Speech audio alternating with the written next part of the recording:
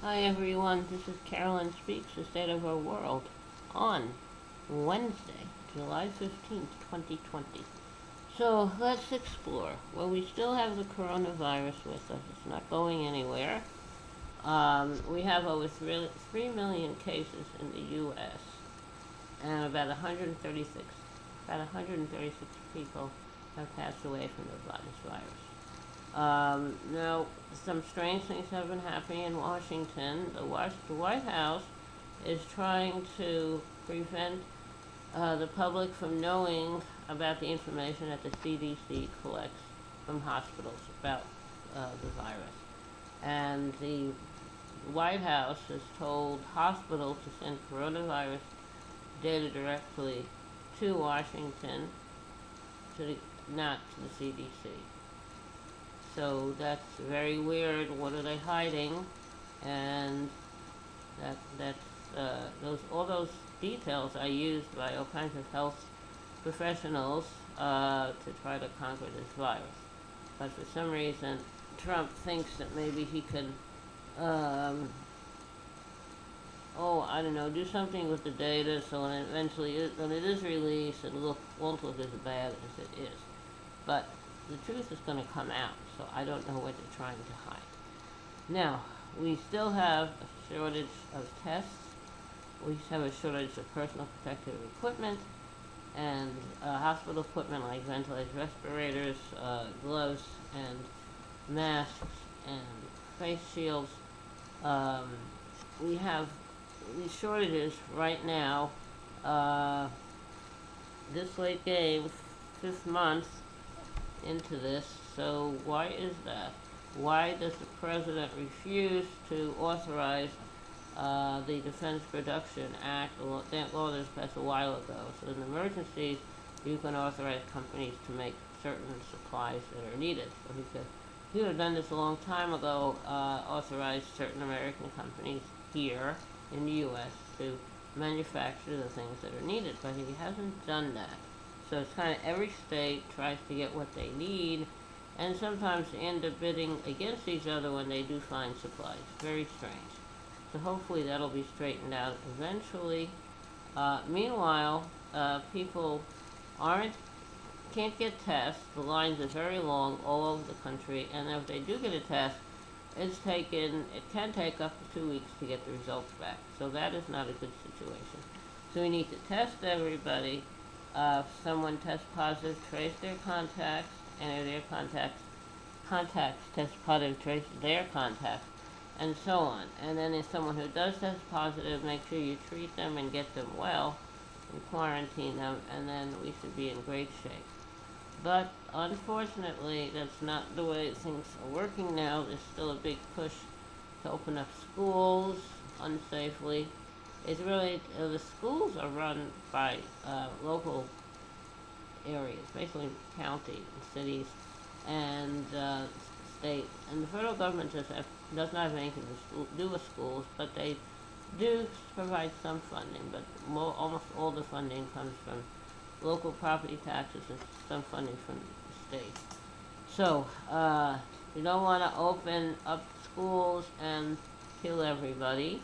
And it's not just the students, it's the teachers and the staff, the bus drivers, all kinds of people who work in schools and work in support functions for schools. So we don't want to open them up until it's safe to do so. In the meantime, we'll have to continue virtual long-distance learning and make sure every school and every student have all the supplies they need and the equipment they need so they can do virtual learning. Because every child has to have a computer and with internet, really good internet access, and that's what's needed. But a lot of people don't have that, so it's a problem. But also, I'd rather have a child survive this virus situation, and miss out on school than go to school and get the virus and die. So I'm against opening the schools till we flatten the curve. We really need a national lockdown, which I've said before. We only go out when you have to, like to the grocery store or the drugstore or the doctor. Otherwise, you stay in your home, and everybody stays home in quarantine. And when you do have to go out, you wear a mask. Always wear a mask wherever you go. So that's what we have to do. We have to watch out for the vulnerable populations, the Native Americans, the migrant workers, the farm workers, agricultural workers, the first line responders like police and fire, the essential workers like grocery store workers, truck drivers. Then we also have people in nursing homes and assisted living homes and retirement homes and veterans and veterans homes. So they all have to be looked after, not forgotten, but that was needed to be done. Now, we have to really get a handle on this virus. We know we have to do. We have to enforce the rules that the Supreme Court, or the rulings that the Supreme Court uh, uh, issued protecting the rights of Native Americans to their land, which will stop the Dakota Access Pipeline, the pipeline on the East Coast, and other things. We really have to protect the rights of the Native Americans. Their living conditions are very poor. When they lost their reservations, they did not get prime agricultural land, so they really I think they should be first to get whatever aid is available. Also, there might be going to be another stimulus package. That sounds good, but it has to be fair, because under the other one, that included paycheck protection, so companies can afford to keep their people employed, and they're given federal money. But a lot of these is kind of like loans that are forgiven, but a lot of this money went to companies that are not little small businesses, and that also are very wealthy, and individuals that are very wealthy. So not a good situation, but that's the way it is. Okay, that's the way it is in the world. So, what else is there? Well, in addition to the virus and rulings favoring Native American tribes' rights to their land, we also have the post office still needs support, and we need to, what's the other thing I want to say? With regard to the financial situation, the unemployment situation, no one should be forced to go back to work in a dangerous job. Everyone, I believe, should get a living allotment so they can stay home, take care of their families until until the virus is conquered. Now, there is another issue that's not really talked about is about evictions. If you lose your job and you cannot pay your rent, there has been some protection for renters that they can't be evicted. But that's coming to an end. That legislation is coming to an end. Also, if you have a home where you owe money on a mortgage, you cannot be evicted because the bank can't take it, because it's legislation written to take care of that. But what if you sold your house and you have no one there?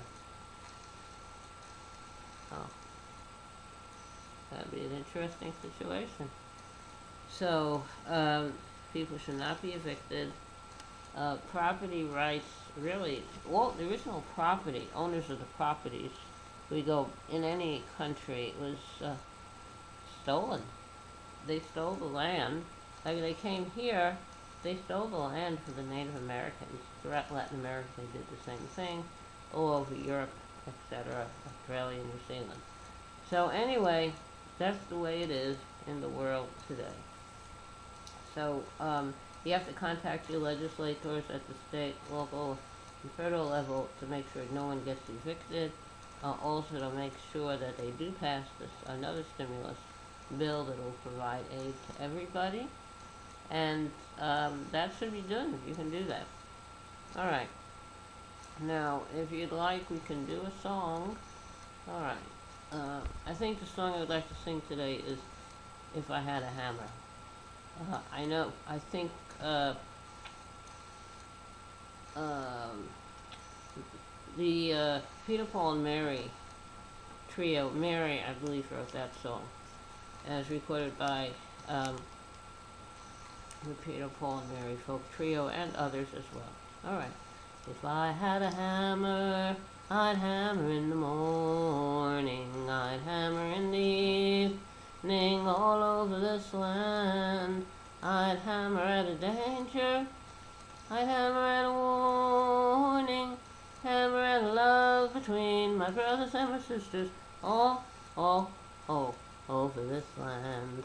If I had a bell to ring, I'd ring it in the morning, I'd ring it in the evening, all over this land.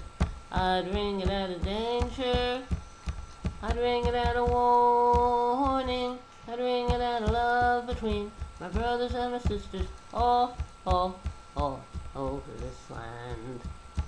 If I had a song to sing, I'd sing it in the morning, I'd sing it in the evening, all over this land. I'd sing it at a danger, I'd sing it at a warning, I'd sing it at a love between my brothers and my sisters, all over this land. Yes, now I have a hammer, and I have a bell, and I have a song to sing all over this land. It's the hammer of justice, it's the bell of freedom, it's a song about the love between my brothers and my sisters, all over this land. Okay, that's If I Had a Hammer. Hope you liked it. Thank you for listening. Thank you for tuning in. Hope to see you back here again tomorrow evening for another meeting of Caroline Speaks, the State of Our World. And remember, take care of yourself, take care of others, and kindness goes a long way. Kindness goes a very long way. Thank you. Good night, all. Stay safe.